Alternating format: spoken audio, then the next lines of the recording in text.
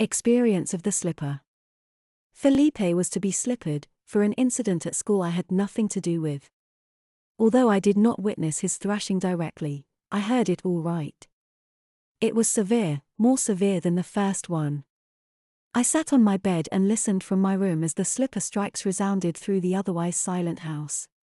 I winced at each one, for I loved my brother and hated to hear him suffering. I know there are siblings that take a malicious pleasure in hearing their brother or sister punished, but I didn't feel that way. I actually lost count of the number of strokes he received. It was more than 20 for sure. When it was over, he raced to his room and shut the door. I knocked and offered to come in and comfort him, but he told me he wanted to be alone. The next slippering had my name on it. It was just over a year had passed since our first experience over the kitchen table.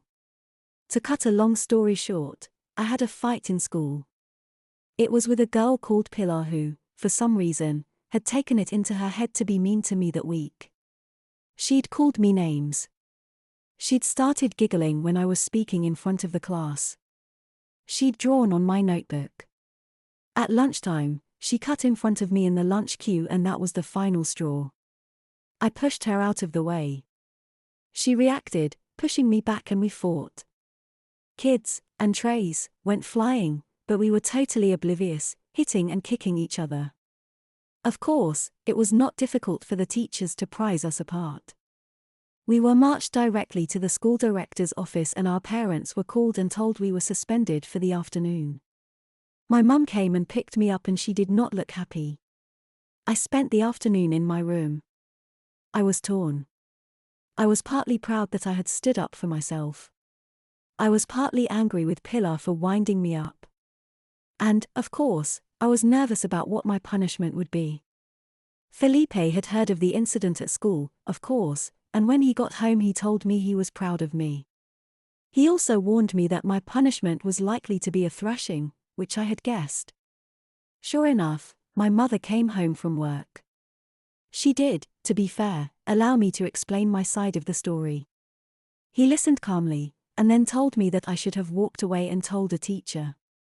How easy it is for adults to say things like that when they don't have to face the other kids. My mother told me to fetch the slipper from the green box in his bedroom closet. She also told Felipe to go to his room. Right, young lady. 10 swats for fighting at school.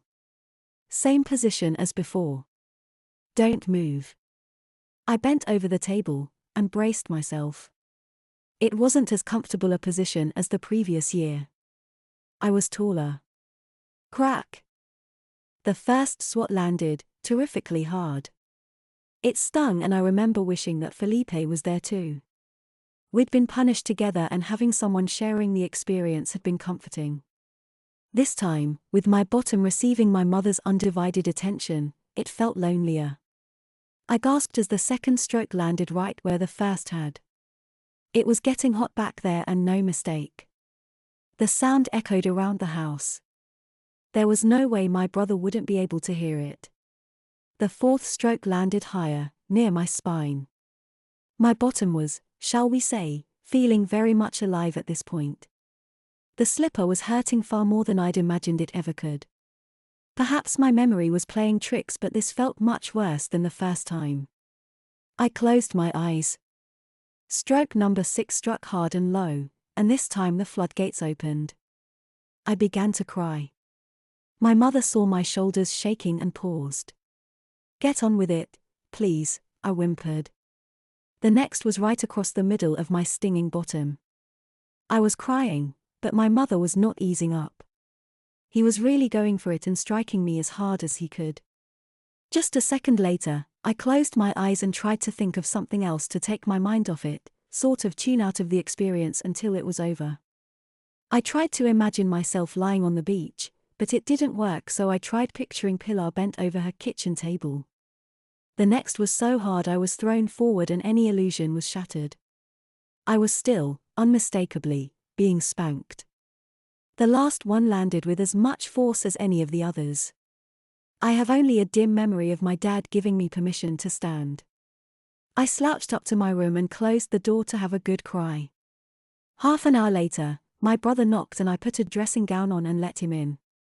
He'd brought me some sweets and we hugged. I told him about the slippering and he told me, for the first time, what his second one had been like. He told me his bottom had been so sore he'd been unable to sit for 2 days.